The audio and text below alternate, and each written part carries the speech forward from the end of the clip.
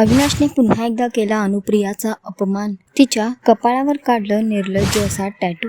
मी संसार माझा रेखीते मालिकेची कहाणी इंटरेस्टिंग आणि एक्साइटिंग वळणावर येऊन उभी आहे. रोजच अनुप्रियाच्या वाटेला एक नवीन संकट येऊन उभं असतं हे आपण पाहतोय आणि अशातच पुन्हा एकदा अनुप्रियावर नवीन एक संकट आलेलं आहे. पुन्हा एकदा तिचा अपमान होताना आपल्याला दिसणार आहे. येणाऱ्या एपिसोडचा नवीन प्रोमो समोर आलाय, ज्यामध्ये आपल्याला बघायला मिळतं की अनुप्रिया आणि तिची मुलगी दोघीही बाहेरून येत असतात. तेव्हा घरात आधीच खूप मोठा गोंधळ तमाशा सुरू असतो. सासूबाई अविनाशला भडकवते आणि म्हणते की तुझा जो अपमान केला होता त्याच माणसाला आज जाऊन भेटलेली आहे. अनुप्रियाबद्दल बोलताना ती म्हणते की तू आज त्या माणसाला जाऊन भेटलीस ज्याने तुझ्या नवऱ्याचा अपमान केला होता. दुसरी तिसरी व्यक्ती ती कोण नसते तर अनुप्रिया आपल्या बाबांना भेटायला गेलेली असते हॉस्पिटलमध्ये, त्यांची तब्येत ठीक नसते म्हणून.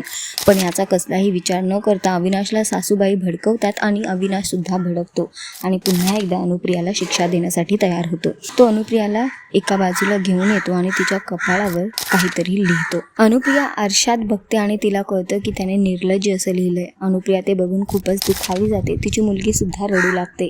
पण अविनाश हे सगळं करून खूप खुश असतो. तर एकीकडे अविनाशने पुन्हा एकदा अनुप्रियाचा अपमान केलाय. तिच्या डोक्यावर निर्लज्ज असं लिहिलेलं आहे. बघणं फार महत्त्वाचं असणार आहे की अनुप्रिया हा अपमान कधीपर्यंत सहन करणार. तुम्ही किती इंटरेस्टेड आणि एक्सायटेड आहात येणाऱ्या एपिसोडसाठी आम्हाला कॉमेंट करून नक्की सांगा आणि अशाच टेलिव्हिजन अपडेटसाठी टेलिगप्पाला लाईक शेअर सबस्क्राईब नक्की करा. नमस्कार.